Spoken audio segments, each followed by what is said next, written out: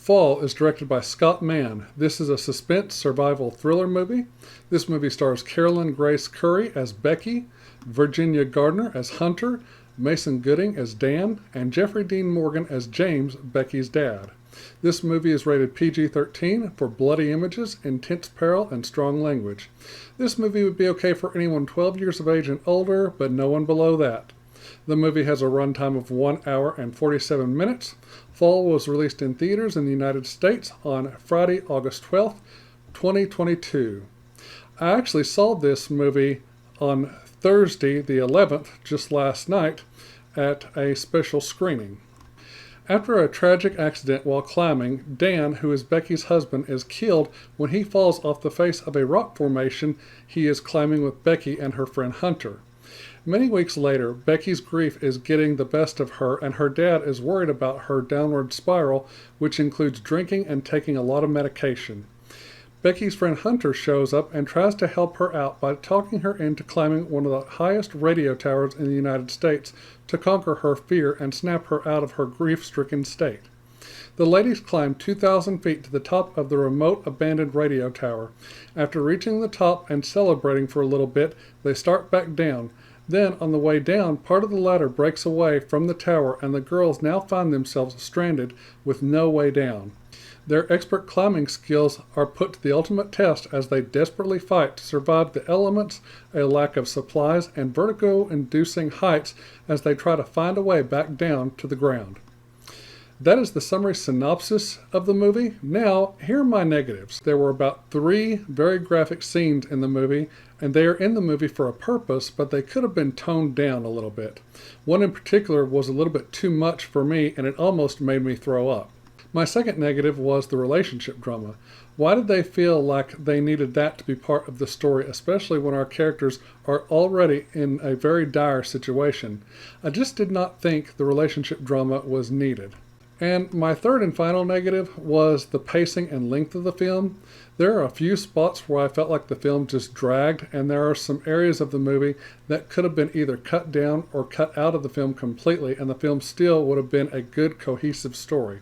Now, coming from me, I am not a fan of heights, and there are a lot of shots that show the height that the characters are at from many different angles, and some of the shots were pushing it with me. I got a little queasy with some of them, and I think I even got a little bit of motion sickness as well. So those are all my negatives. Now here are my positives. The story was good and believable. There were parts of it that were a little far-fetched, but for the most part, it seemed realistic enough to me. The story wasn't great, but it was good. I liked the 2 main characters, Becky and Hunter. They were good characters, and they were fleshed out pretty well. Becky's character is stricken by grief at the first of the movie, and you see her character go through a great arc from someone grief-stricken to someone who is unwilling to give up and to try and survive. Hunter's arc is really good, and we see what happens to her character when we think we know what's going on and we learn the truth about her. I also liked Jeffrey Dean Morgan's character as Becky's dad. He was a really good character and played the concerned father part really well, and I wish he would have gotten a little bit more screen time. Dan, Becky's husband, was a good character as well, but we see he is the adventurous type and is great with the small amount of screen time that he has in the movie. The actors playing the parts did really good in the movie. They all gave very powerful performances. I love Virginia Gardner as Hunter. She gave a really awesome performance. Carolyn Grace Curry gave a powerful performance in this movie as well, from a person in a state of mourning to a person who is willing to do anything and everything to survive. I mean, she was dynamite. And Jeffrey Dean Morgan gave a great performance as well and was a believable father character. Mason Gooding gave a great performance even for the small parts he had as Dan, Becky's husband. The look of the film is amazing and really gives you that sense that you are very high up in the sky with no way down like these 2 ladies are. The camera angles and shots really sell that, and they really sell the fact of how much danger both these characters are in.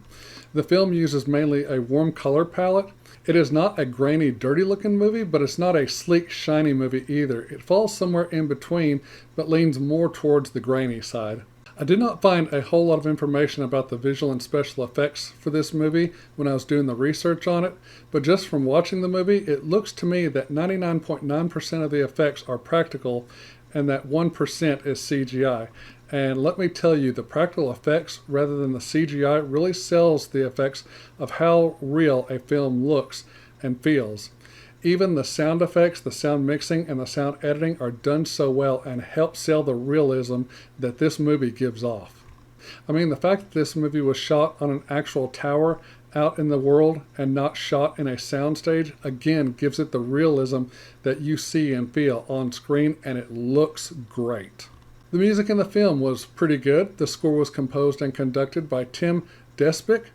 There's not a lot of score in the movie, but what we do here is great, and it helps enhance the scenes and sequences and the danger that the girls are in. It is nothing memorable, but for this movie, it's done well and it works. There's one thing I really appreciated about this movie, and that was that it had no Hollywood wokeism or LGBTQ junk in this movie. I mean, it was completely clean of that stuff. Nothing. That was a very welcome treat for me in this movie, because a lot of movies had that crap in it now, and it drives me insane. So these are all my positives. Now it's grading time. I'm going to give the movie Fall a solid B.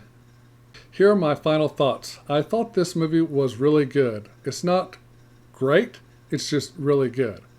Now, I will say to you guys, if you're really just scared to death of heights and freak out if you're like on a ladder just a few feet up or on the roof of your house, then you do not need to watch this movie, because as high as the characters are in this movie, you will literally go apeshit.